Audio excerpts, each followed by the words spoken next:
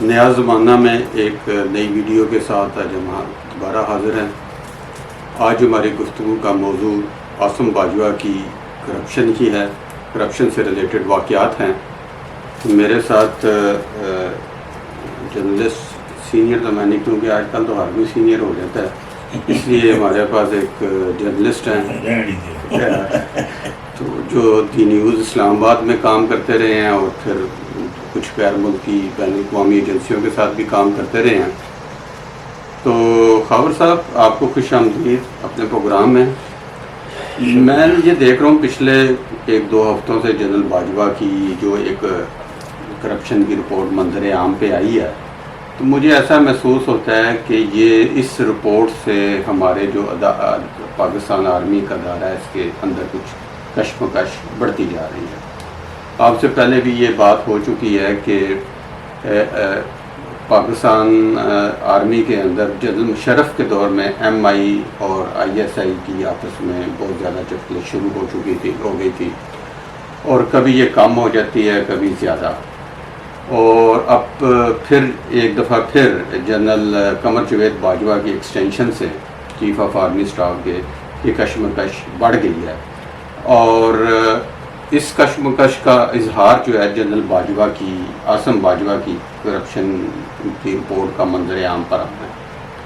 اچھا، اس کرپشن کی رپورٹ کے منظر عام پر کچھ ہمارے دوست کہتے ہیں کہ جی یہ آپ احمد نورانی کی رپورٹ کو انڈرمائن کر رہے ہیں۔ حالانکہ میرے ذہن میں تو ایسا نہیں ہے کہ میں انہیں انڈرمائن کروں، ان کی رپورٹ بالکل درست ہے۔ آپ کا کیا خیال ہے؟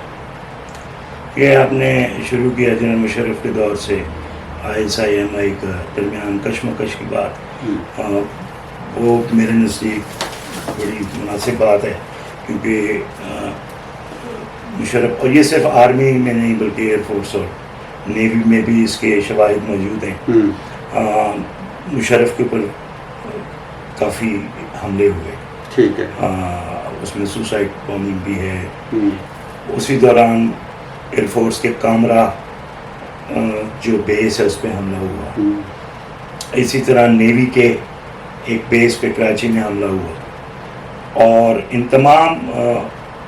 واقعات میں یہ ممکن ہی نہیں تھا کہ اگر ان اداروں کے اندر سے حملہ آوروں کو سپورٹ نہ ہوتی لیکن سب سے بڑا واقعہ تو جی ایچ کیو پہ قبضہ کرنے والا تھا۔ جی ہاں، کہ پاکستان کی ایک عالمی، جسے ہم کہتے ہیں کہ جی نمبر 1 فوج قرار دیتے ہیں، اس کے ہیڈ کوارٹر پہ باغیوں نے قبضہ کر دیا۔ جی ہاں، اس پہ قبضہ ہوا، وہ بھی بعد میں رپورٹس آئیں، بڑی جس کو کہتے ہیں کریڈیبل رپورٹس تھیں کہ اندر سے حملہ آوروں کو سپورٹ تھی۔ مشرف کے حملوں کے اوپر حملوں میں فوج کے لوگ جو ہے وہ ملوث تھے اور پکڑے بھی گئے۔ تو وہ بات تو ہے، اور وہ سلسلہ اس وقت یہ سمجھا گیا کہ کیونکہ فوج آ کے جو جاری آپریشن سے بہت سے جن میں دہشت گرد استعمال کر رہی تھی پاکستان فوج، خاص طور پہ کشمیر، اس کو جنرل مشرف نے آ کے تبدیل کرنے کی کوشش کی، اور اس کی وجہ سے فوج کے اندر جو وہ ان دہشت گردوں کا حامی طبقہ تھا یا گروپ تھا، اس نے ریٹیلیٹ کیا۔ یہ بات تو میں نے ایسی بیک گراؤنڈ کے طور پہ کی، اور بات آگے چلتی رہی، اور پھر ہم نے دیکھا کہ حزب التحریر سے متعلق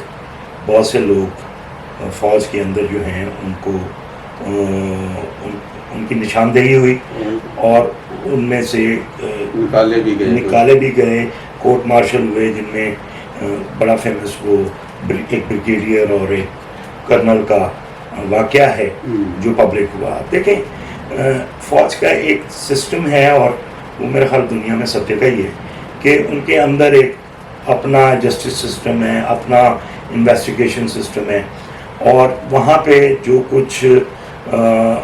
ہوتا ہے ان کی ایکٹیویٹیز، وہ میجارٹی کیسز میں بڑا مشکل ہوتا ہے کہ پبلک میں آئیں۔ تو ہم نے یہ بھی دیکھا کہ مشرف اور اس کے بعد کا جو ٹائم ہے، اس میں جو کورٹ مارشل کی تعداد ہے، جو فوجی افسران کی کورٹ میں، وہ اس میں بہت زیادہ اضافہ ہوا، وہ پھر نشاندہی کرتا ہے کہ فوج کے اندر اختلافات ہیں اور وہ اختلافات جو ہیں اب وہ کمروں سے نکل کر ایکشن میں آ رہے ہیں۔ جہاں تک حامد نورانی کی سٹوری اور اس کے پیچھے موجود عوامل ہیں، ہم تو بہت دور بیٹھے ہیں، ہمیں تو براہ راست کوئی انفارمیشن نہیں، لیکن بعد نظر میں کچھ چیزیں سامنے آتی ہیں اور ہم جمع تفریق کر کے اپنا جو بھی پوائنٹ آف ویو ہوتا ہے وہ بیان کر دیتے ہیں۔ دیکھیں، آپ چونکہ آپ رپورٹنگ کرتے رہے ہیں، انویسٹیگیٹو رپورٹنگ بھی آپ کرتے رہے ہیں، میں نے تو رپورٹنگ اس طرح نہیں کی، مگر ہمارے دوست جو رپورٹنگ کرتے تھے وہ کسی بھی تحقیقاتی رپورٹ کے لیے آپ کے کچھ نہ کچھ کنیکشنز ہوتے ہیں جہاں سے آپ کو انفارمیشن ملتی ہے یا کوئی ایسا لنک ملتا ہے جس پہ آپ آگے کام کرتے ہیں۔ میں یہ سمجھتا ہوں کہ یہی میرا خیال ہے اس کے پیچھے جو انویسٹیگیشن ہے اپنا احمد نورانی کی، وہ میں سمجھتا ہوں کہ اسی طرح شروع ہوئی ہوگی کہ کہیں سے کوئی ٹپ ملا ہوگا، کہیں سے کوئی بات لیک ہوئی ہوگی، اور بین الاقوامی طور پہ اگر آپ کو خبر مل رہی ہے، نو میٹر وہ کہاں سے آ رہی ہے اور اس کے پیچھے کیا مقاصد ہیں، اگر تو وہ بات فیکٹس پہ اس کا بیس ہے اور آپ اس کے لیے مزید ثبوت اکٹھے کر سکتے ہیں، اگر آپ کے اندر اتنی تحقیق کرنے کی صلاحیت ہے تو اس خبر کو تو آپ جو ہے نا یہ نہیں کہہ سکتے کہ وہ سازش ہے۔ ہاں، سازش تو نہیں میں کہتا، مگر میں یہ دیکھتا ہوں کہ میں نے چونکہ بہت سارا فیلڈ میں لوگوں کو دیکھا ہے، ہمارے دوست تھے جو کام کر رہے ہوتے تھے، کہ ایک آپ ہائی پروفائل لیفٹیننٹ جنرل ہیں، ان کی کرپشن ہے، ان کی کرپشن کا منظر عام پہ آنا لگتا ہے کہ اندر کچھ گڑبڑ ہے۔ یہی وجہ ہے میں وہی آپ کو پوائنٹ آؤٹ کرنا چاہ رہا ہوں کہ جو خبریں لیک ہوتی ہیں نا، اس میں سے پاکستان میں عام طور پہ یہ دیکھا گیا ہے کہ لیک کرنے والے کے اپنے کچھ اس میں اسٹیک ہوتے ہیں، ٹھیک ہے، ان کے مقاصد ہوتے ہیں، ان کے مفادات ہوتے ہیں۔ اس سے زیادہ بڑی بات جو ہے وہ یہ ہے کہ ادارے کے اندر اختلاف، جی وہی اور وہ میں اختلاف کی نوعیت کیا ہے۔ اس سے پہلے ایک وجہ تو یہ تھی کہ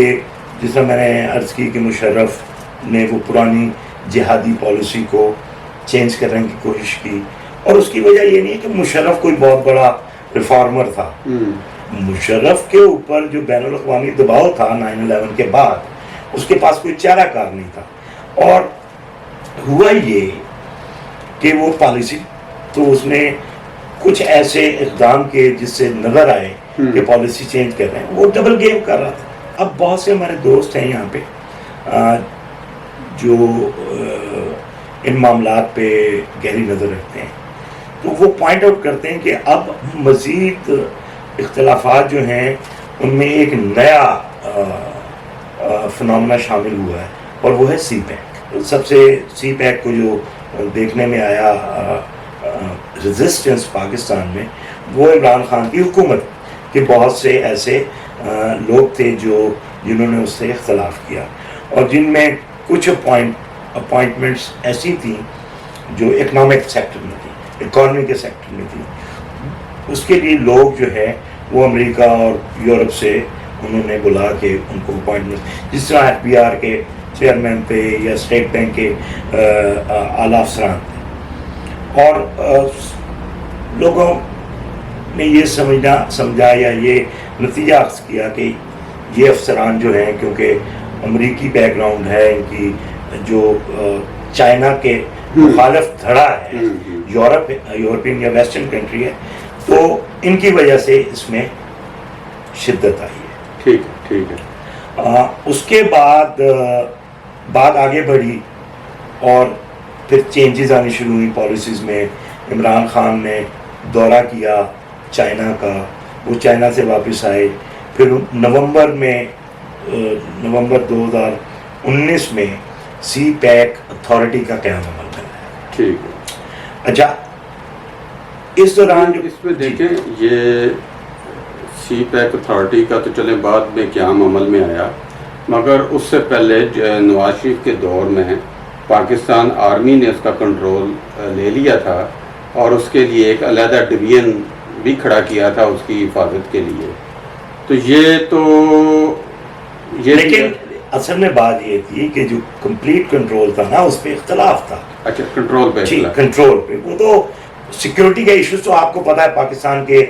ہیں، اور خاص طور پہ جن علاقوں میں سی پیک کے منصوبے ہیں، خاص مطلب ہے گلگت بلتستان کا وہ جو بارڈر کا ایریا ہے، اور وہاں سے آپ نیچے آتے چلے جائیں جب وہ بلوچستان میں داخل ہوتا ہے تو بڑا تھریٹس ہیں. اور سی پیک کو بہت سے جو دوسرے جہادی گروپ ہیں ان کی طرف سے بھی کچھ تھریٹس آئے تھے. تو یہ بات آگے چلی اور پھر یہ اتھارٹی قائم ہوئی. اس اتھارٹی سے پہلے اگر آپ دیکھتے ہیں کہ عمران خان صاحب کا یہاں پہ ایک ٹرپ آیا جس میں باجوہ صاحب بھی اس کے ساتھ آئے، آئی ایس آئی کے اس وقت کے جو ڈی جی تھے وہ بھی آئے. اور اس دوران امریکہ اور نظر یہ آیا کہ امریکہ اور پاکستان کے درمیان جو اختلافات یا جو کھچاؤ تھا یا کشمکش تھی وہ اچانک ختم ہو گئی. اس سے پہلے بہت زیادہ ٹینشن تھی اور امریکن پریزیڈنٹ ٹرمپ نے بہت سخت بیان دیے تھے جس کی وجہ سے ٹینشن بہت آئی اور وہ اچانک ہر چیز ختم ہو گئی. اور جب باجوہ صاحب پینٹاگون گئے تو وہاں پہ انہیں توپوں کی سلامی بھی دی گئی. تو بڑا مطلب آفیشیل وہ ان کو پروٹوکول ملا اور بڑی وہ ایون ایک وہ بڑا مشہور خبر تھی کہ ملاقات کے دوران ٹرمپ نے اپنے چیف جوائنٹ چیف سے کہا کہ باجوہ قمر باجوہ کی موجودگی میں who is more powerful army chief you اور ہیم. مطلب یہ ایک بڑا اس پہ بات بھی ہوئی. سو یہ اتنی مطلب شیر و شکر ہو گئے. کہنے والے یہ بتاتے ہیں کہ اس وقت سے پہلے پاکستان کے فوج کی سے متعلق ایسے سگنل آنے شروع ہو گئے تھے کہ ہم سی پیک کو رول بیک کر رہے ہیں. ٹھیک ہے. اور ان سگنلز کی بنیاد پہ فوج نے بھی کچھ ایسا شو کیا آفیشل جو فوج تھے. اور اس وقت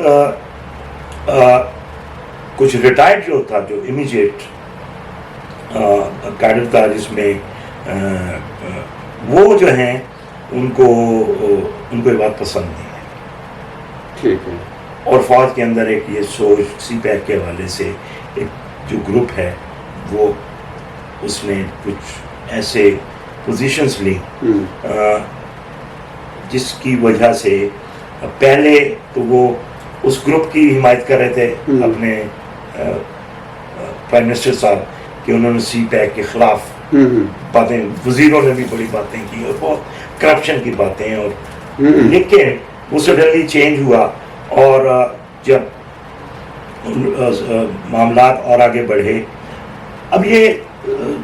چلے یہ تو جو ہے نا یہ وہی چیز آگے بڑھتے بڑھتے یہاں تک آئی کیونکہ عاصم باجوہ جو ہے سی پیک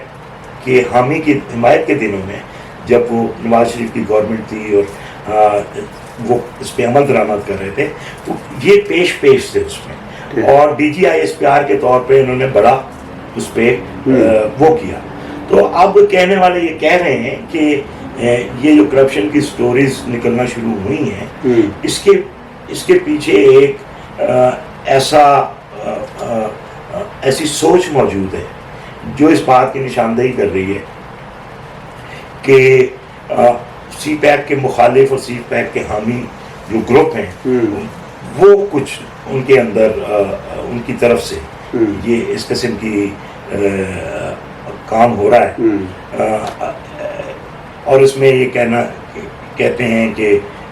سعودی عرب کا جس میں دورہ تھا قمر باجوہ کا اب وہ ہر طرف ضمانتیں فوج دیتی پھر رہی ہے اور کوئی بھی غیر ملکی جو ہمارا حامی تھا یا سپورٹر تھا یا وہ امریکہ سمیت وہ سویلین گورنمنٹ کو کوئی ایسا لفٹ نہیں کرا رہا ہے. اچھا اب بات دیکھیں نا کہ وزیر کہہ رہا ہے کہ ہم سعودی عرب کے کیس میں OIC سے ہٹ کے کریں گے. سعودی عرب اس کا ریئیکٹ کر رہا ہے, اب فوری طور پر پیسے مانگے اور فوجی جا رہا ہے اس کو بات کرنے کے لیے. اور جب فوجی سربراہ سعودی عرب میں ہیں تو سویلین وزیر چاہتا ہے چائنا, اور چائنا وہ $1 بلین آپ کو مہیا کر دیتا ہے سعودی عرب کی ڈیمانڈ پوری کرنے کے لیے. اب بات یہ ہے کہ ہمیں خبر تو اندر کی نہیں ہے, ہمیں کوئی ایسی, لیکن ہم تو یہ دیکھ رہے ہیں کہ یہ ہو کیا رہا ہے. اور اس میں بظاہر یہ کشمکش جو ہے نا, جو بڑا گیم ہے انٹرنیشنل, جو کہتے ہیں کہ جی نئی کولڈ وار شروع ہو رہی ہے یا ہو گئی ہے, نئی گروپنگ ہو رہی ہے امریکہ اور چائنا کی قیادت میں ایک دوسرے کے خلاف, یہ بھی اسی کے اندر, یعنی کہ ہم آپ کہہ رہے ہیں کہ ہم اپنا موقع دیکھ رہے ہیں کہ کس طرف جائیں تو ہمیں زیادہ پیسے ملیں. نسبتاً ہم نے کچھ طے کر لیا ہے کہ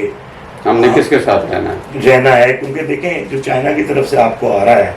اتنا بڑا تو پیکج کوئی نہیں دے گا. پر چائنا بھی مفت تو نہیں نہ دے رہا, چائنا قطن مفت نہیں دے رہا. اور بہت سے ایکسپرٹس نے بار بار نشاندہی کی ہے کہ یہ لون ہے اور یہ مہنگے لونز ہیں, اور یہ 6-7% پہ ہے. جی ہاں, وہ کافی مہنگے انٹرنیشنل جو لونز ہوتے ہیں وہ بہت سستے ہوتے ہیں, 3% 3 سے 4.5% مہنگے نہیں ہوتے, یہ بہت مہنگا لون ہے. دوسرا یہ ہے کہ جو وہ لون دے رہا ہے اس میں ایک بہت بڑا حصہ واپس چائنا جا رہا ہے, کیونکہ وہ مشینری کی صورت میں یا مین پاور ہے, اور جو کانٹریکٹ ہے مین کانٹریکٹ وہ چائنیز کمپنیز کے پاس ہی ہیں. اچھا, اب ایک چھوٹا سا مفاد پرست ٹولہ آرمی کے اندر ایسا بھی ہے جس سے یہ جو براہ راست اس سے فائدہ اٹھا رہے ہیں. اس میں جو کرپشن اور وہ ہو رہی ہے وہ مخصوص لوگ ہیں فائدہ اٹھا رہے ہیں. کہ اب مجھے بتایا وہی پاکستان سے